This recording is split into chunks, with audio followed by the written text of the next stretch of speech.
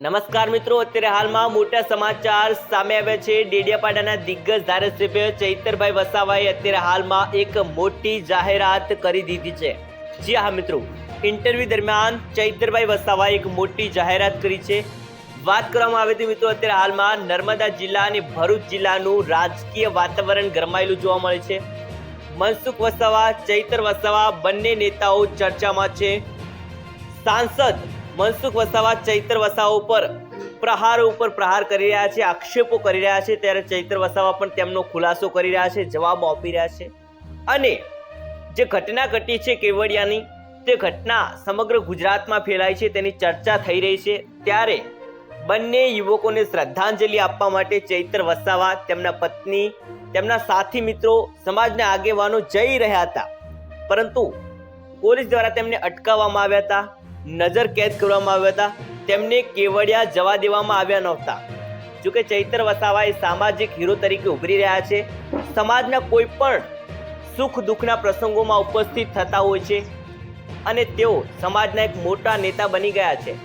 ત્યારે ચૈતરભાઈ વસાવાએ છે એમને કેવડિયા જવા દેવામાં આવ્યા નહોતા, પરંતુ બંને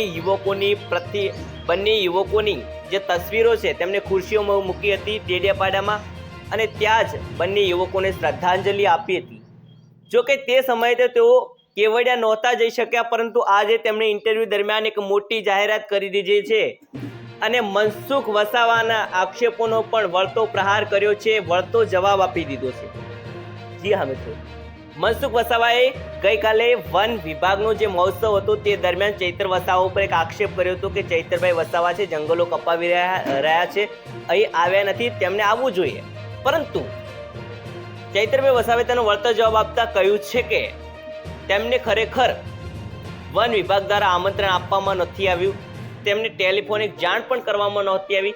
જો કે મનસુખ વસાવા વારંવાર પ્રહાર કરતા આવ્યા છે કે ચૈતર વસાવા છે જંગલો કપાવી રહ્યા છે અને તેમનું જે ઘર છે એ જંગલની જમીન ઉપર આવી રહ્યું છે। ત્યારે ચૈતરભાઈ વસાવાએ આનો પણ વળતો જવાબ આપ્યો હતો અને કહ્યું હતું કે જે ડેડિયાપાડા અને શાકબારાના જંગલો છે નર્મદા જિલ્લાની અંદર સૌથી વધારે છે અને ડેડિયાપાડાના 46 જેટલા ગામો તો જંગલના ગામો તરીકે ઓળખાય છે। જ્યારે તેમણે કહ્યું છે કે અમે આગામી સમયમાં પણ જંગલોને બચાવવાનો પ્રયત્ન કર્યો છે અને હવે આગામી સમયમાં પણ કરતા રહીશું। જો કે મનસુખ વસાવાએ જે પ્રહાર કર્યો હતો કે ચૈતર વસાવાનું ઘર છે એ જંગલની જમીન ઉપર આવેલું છે, જ્યારે ચૈતર વસાવાએ કહી દીધું છે કે માનનીય મનસુખ સાહેબ હજુ તેમના ઘરે એક વાર પણ આવ્યા નથી।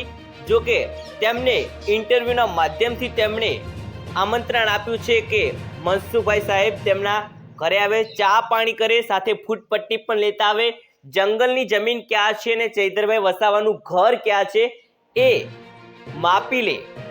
જો કે તેમને પણ ખબર પડે કે ચૈતરભાઈ વસાવાનું જે ખરેખર ઘર છે એ જંગલની જમીન ઉપર નથી, આવું ચૈતરભાઈ વસાવાએ ઇન્ટરવ્યૂ દરમિયાન જણાવ્યું છે।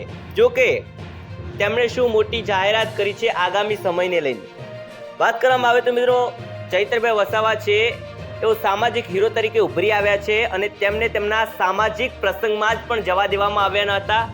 પોલીસ છે એવું કહી રહી હતી કે તેઓ છે આ પ્રસંગને રાજકીય કાર્યક્રમ ગણાવ્યો હતો અને કંઈક અશાંતિ ન ફેલાય, અરાજકતા ન ફેલાય તેવું કારણોસર પોલીસે તેમને જવા દેવામાં નહોતા આવ્યા।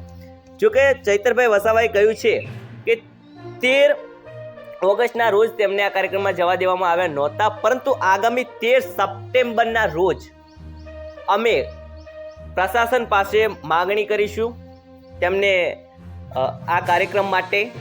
જોકે તેમણે કહ્યું છે કે અમે આગામી સમયમાં હક અને અધિકાર માટે આહવાન કરીશું અને તેઓ કેવડિયા જવાના છે, તેમની સાથે હજારો લોકો પણ જોડાશે, આવું ચૈતરભાઈ વસાવાએ જણાવ્યું છે। જો કે તેમણે એવું પણ કહ્યું છે કે અમે વહીવટી તંત્રની પરવાનગી પણ મેળવીશું, ત્યારબાદ આ કાર્યક્રમનું આયોજન કરીશું ને જે કેવડિયામાં આગામી 13 સપ્ટેમ્બરના રોજ જે કાર્યક્રમ યોજાવાનો છે એ કાર્યક્રમ બિન રાજકીય કાર્યક્રમ હશે। જો કે સામાજિક આગેવાનો ઉપસ્થિત રહેશે, બધા જ પાર્ટીના લોકોને પણ આમાં આમંત્રિત કરવામાં આવશે, આવું ચૈતરભાઈ વસાવાએ જણાવ્યું છે। જો કે મિત્રો, આગામી આ કાર્યક્રમ 13 સપ્ટેમ્બરના રોજ કેવડિયામાં યોજાવાનો છે એવું ચૈતરભાઈ વસાવા એ આજે ઇન્ટરવ્યૂ દરમિયાન જણાવ્યું છે. જો કે મિત્રો આ વિશે અંગત તમારું શું માનવું છે, અંગત તમારું શું કહેવું છે, કમેન્ટમાં જણાવી દેજો. વિડીયો ક્યાંથી જોઈ રહ્યા છો એ પણ જણાવો. મળીશું નવા જ વિડીયોમાં. ત્યાં સુધી જય હિન્દ, જય ભારત, વંદે માતરમ.